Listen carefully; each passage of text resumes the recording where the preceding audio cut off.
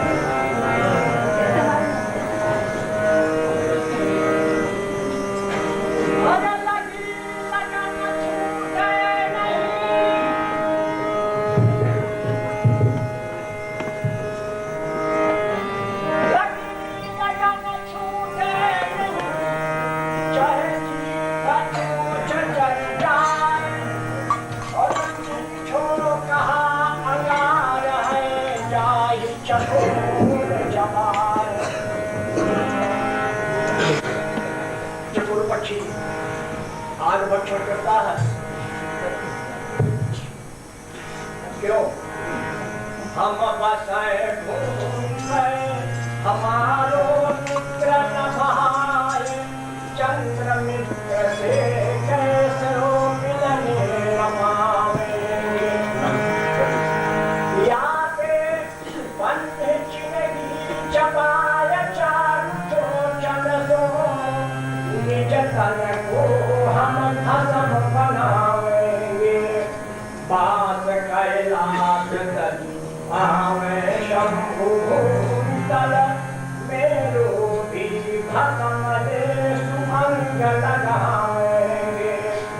तो शंभु के विशाल भाल सोहत सुपाल विधु, हर भस्म ही होते मित्र तन लपटाएंगे, लगा बैठे लगन तुमसे लगा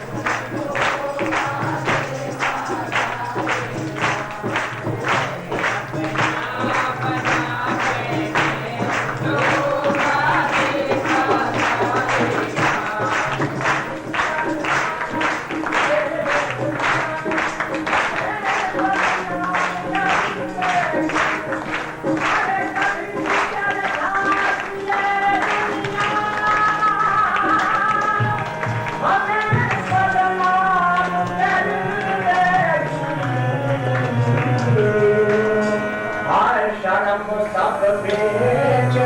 आवे शरण सब बेच आवे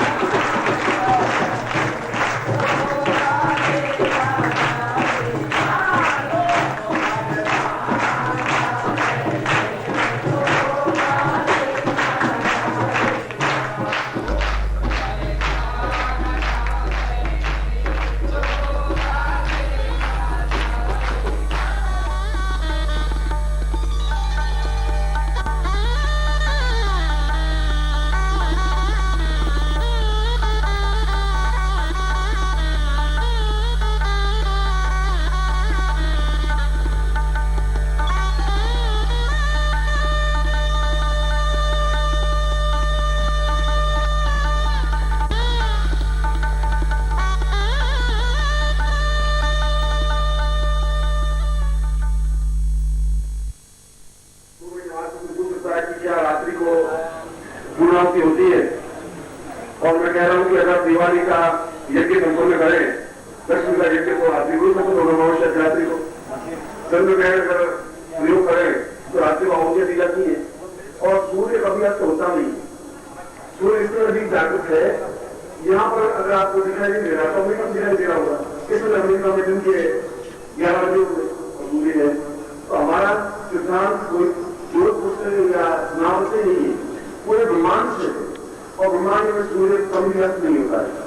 इसलिए हर क्षण हम जब मंत्र बोलते हैं, संकल्प करते हैं तो सूर्य साक्षनाम, जल साक्षनाम, अग्नि साक्षनाम जब बोलते हैं तो सूर्य साक्षी का मतलब है कि चाहे हमें किसको दिखाई दे या नहीं दे, मगर ब्रह्मांड में सूर्य विद्यमान है। एक बात। दूसरी बात, आपको जो मैंने शिवलिंग दिया था और अंगूठी में जड़ने के लिए जो नग दिया था उसके लिए जो प्रयोग करवाना है वो प्रयोग अगर आपके पास नहीं है तभी और नहीं प्रयोग नहीं है तब भी आप उसका ध्यान करके वो मैं मंत्र बोलूंगा, वो प्रयोग करवाऊंगा।